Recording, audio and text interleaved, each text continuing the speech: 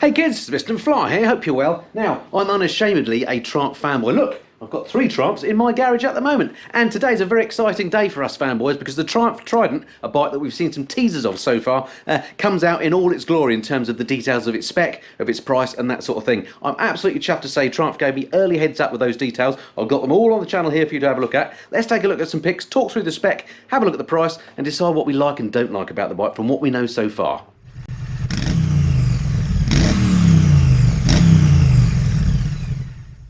Okay, so welcome to my study where I've got all the details at hand to show you. What I'll do is I'll talk you through the spec, and there's some stuff that I know you're instantly going to want to know about this bike, and I'll tell you about those in 1 second. I'll just run some of this, what they call B-roll in the background so you can have a look at the bike while I'm talking. All right, so I'm going to get straight to the stuff that you want to know. That is the price and what is the basic spec of this bike. So a couple of things to tell you. The price in the UK of the Trident is going to be £7,195 on the road. It's some of the paint schemes are £100 more, so basically say no more than £7,300 here in the UK. So very much competitive pricing aimed at things like MT-07 and so on. It's got a brand new 660cc triple engine in it. We guessed before, didn't we, that we thought it might be a 660. Triumph are saying it is developed specifically for this bike. It's got a very linear torque curve, 80 brake horsepower at 10,250 RPM. It's got a very low seat as well. This is a bike very much aimed at new riders or returning riders or smaller people wanting a bike that's very easy to live with. 805mm seat height, as I say, very low. Narrow body as well, so you can get your legs down nice and easy. Love that idea. It's very lightweight as too. It's only 189 kilograms wet, which is a very light bike indeed. Triumph say that it's aimed at new riders, those looking for their first big bike, or returning or older riders looking for an easy to ride lightweight Funster type roadster machine. And there's no doubt that Triumph are very much targeting the Yamaha MT-07 with this bike, and things like the Honda CB650R and the Kawasaki Z650 with this one. So it's got a good price, and the bike has got a better spec, and we'll go through some of the details of the spec in a minute. So yeah, absolutely lovely looking. I think you'll agree from these shots here. I particularly like that paint scheme with the big Triumph logo. We'll talk a bit more about that in a minute. Now they also sent me the press release that is now out of embargo, so I can give you some of the details from that as well. And then after we've gone through these details, I'll take you through all the shots that you're going to see in next week's MCN and the magazines next month, and we can look at some of these specific details of the bike.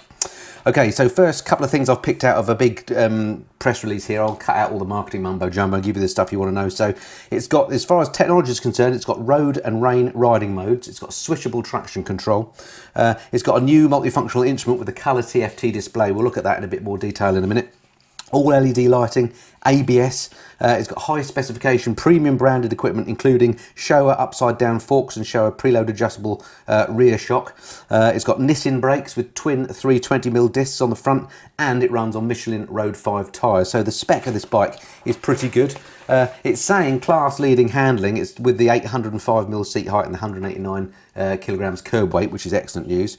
Also great value, not just that starting price of $7,195, but the lowest service workshop time in this segment, Triumph is saying. It's got a 10,000 mile service interval and a global 2-year unlimited mileage warranty, so that's very, very good.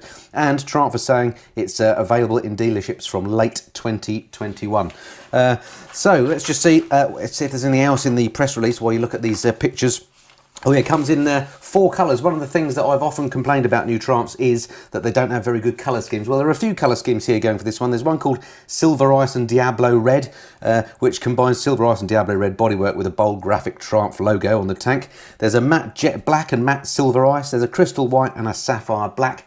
Triumph say it's got exceptional fit and finish. Again, we'll look at some of that close up in a second.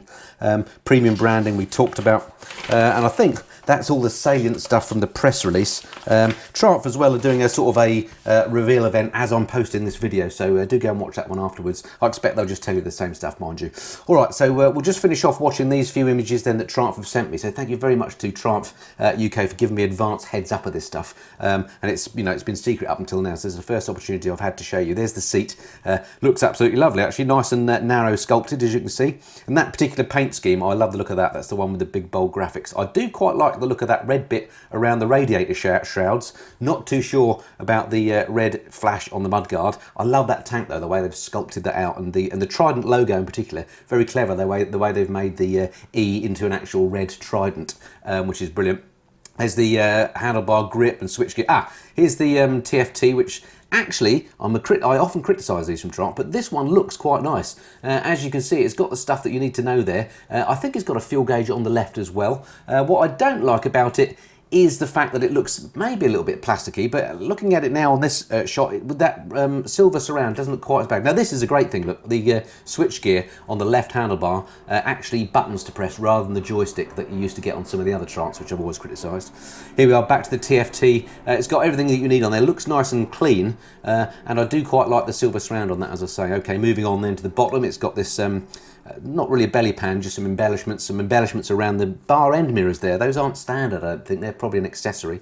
In fact, I think this is probably their accessories bit of the reel, but the bar end mirrors definitely look better than the sort of Mickey Mouse standard ones. I'd definitely go for those. Those are the hand grip things on the back seat. They are an accessory again, don't come on the standard bike. If you're going to use a pillion or go with a pillion, you're going to probably want to get those so they can hold on to something. Grab handles, I think, is the technical name for those, isn't it? Okay, what are they going to show us next? And there's the bike in the ice white or whatever, and yeah, fitted with the bar end mirrors that look absolutely great. Do like that. That one's got the LED indicators. These indicators as well, you can get progressive ones, so they sort of flash out like you get on Audis and things like that, so that's quite cool. And we've got a cowl there as well around the Speedo, so if you don't like the look of that Speedo, you can dress it up a bit, make it look a little bit better, maybe. Here you can see where the number plate hangs off the back of the wheel, which is quite a good touch, sort of a la GS if you like. I've got a fly in here, which is annoying me. And there we can see that sculpted fuel tank again, which looks really, really nice. All right, so how much longer does this go on for? That's about it. So yeah, so that's the B-roll that Triumph kindly sent me, so you get a bit of an idea of what the bike looks like in the flesh. Let's go now then and look at some of the detailed pictures that pick out some of these specific bits of the bike that I think it's just worth having a chat about. Okay then, I'm going to fire up the pictures that Triumph have sent me. This is the thumbnail, and then I had another thumbnail from this video. I didn't know which one to use. Be interested to know if you thought that one was better. I think I might have used the other one. Don't know. Anyway, moving on to the pictures. Oh, my sponsors. There's that fly. Go away. Okay, so here we go. This is one of the bikes in white. I don't think that white looks the best colour personally.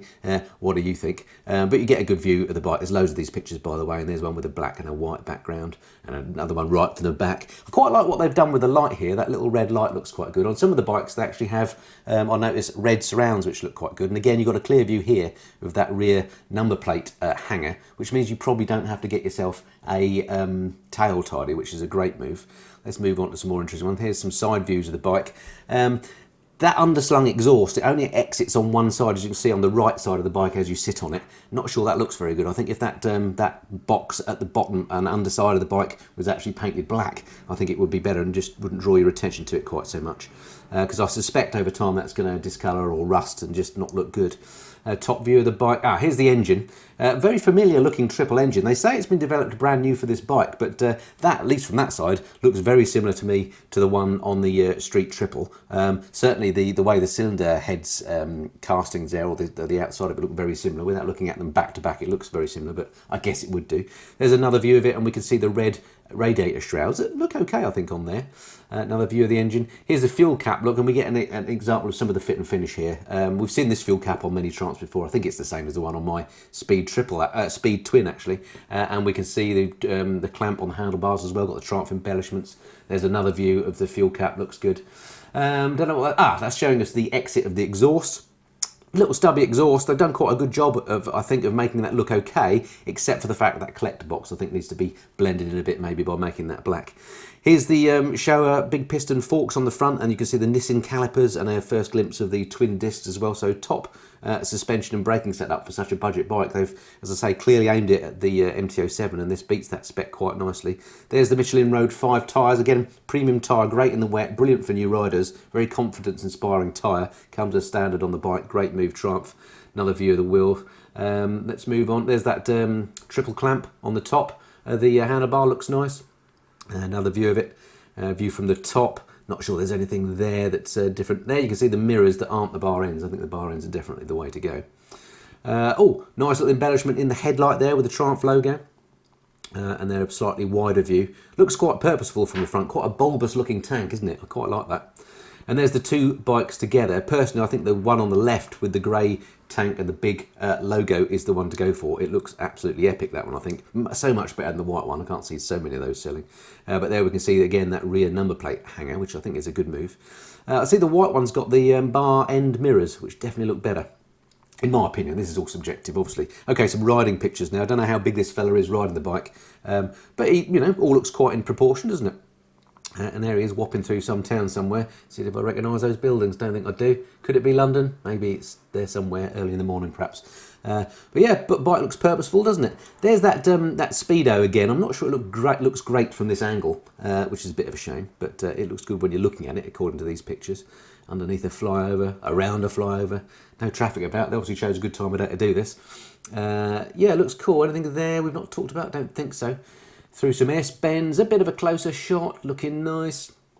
We'll just flash through some of these, getting his knee down a bit on the public highway, tut-tut. Yeah, it looks good. Interesting that they've chosen this colour, isn't it, for these publicity shots, because they obviously, well, I assume they agree with me, that's the one that looks best. And in front of some background that makes your eyes go funny. There we can see the new TFT and those buttons again on the left handlebar instead of a joystick. That is such a good move. The joystick was just hard to get your hand on. The buttons are easier to do. Looks good, this bike. I'm really liking the looks of it. I'm looking forward to having a ride on one. Here's the Speedo again, or the new TFT. It's got a fuel gauge at the top by the looks of it. You can see E and F written there. This one apparently has no fuel in it, but it's in neutral. And there are the riding modes, and we can move through. There's the rain mode, look, road. There's the Odo.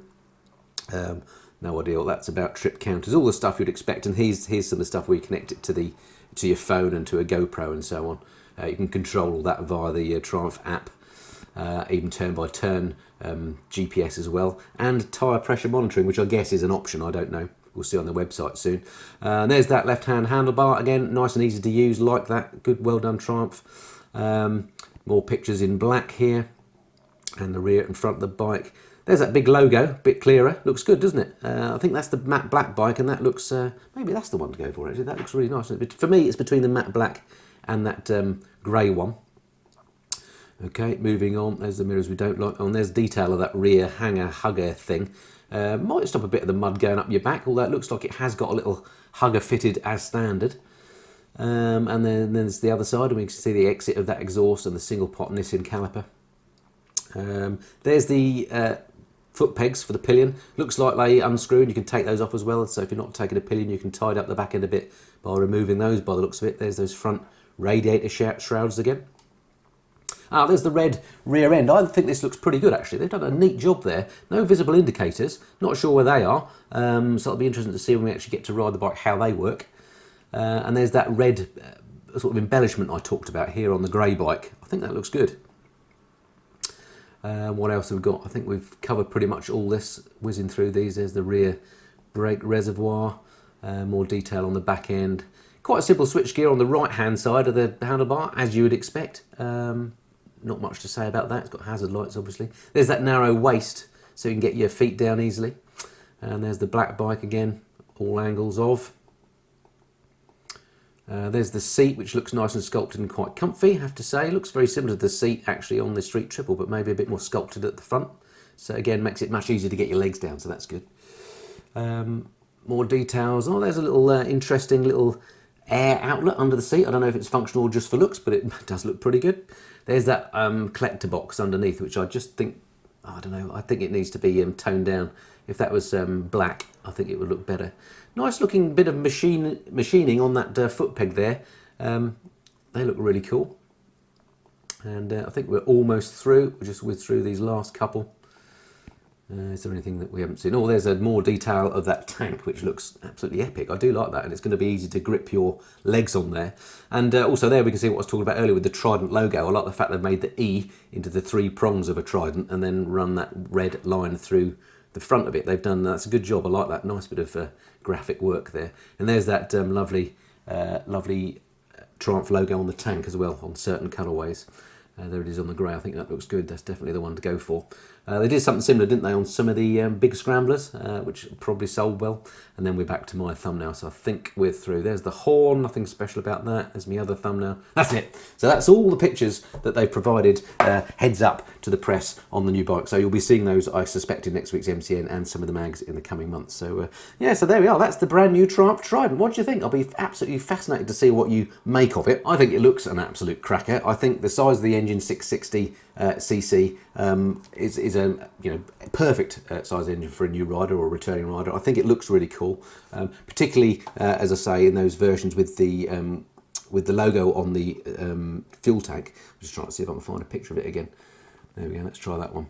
That's a lovely looking bike, so I really can't wait to have a go on one of these. Triumph have said to me that as soon as they're available, I'll be able to have a ride on one. So fingers crossed that I'll get a go on one soon, and I shall be sure to bring you a review of exactly what it's like to ride. I'm not going to be going on the launch itself. I'm flattered and thrilled to say Triumph did ask me. Unfortunately, it's at a time that I can't make. But so we'll see what the pro journalists make of it on that launch. But yeah, then hopefully I'll get it on a more representative day. I can ride it through a wet slough and tell you what it's like.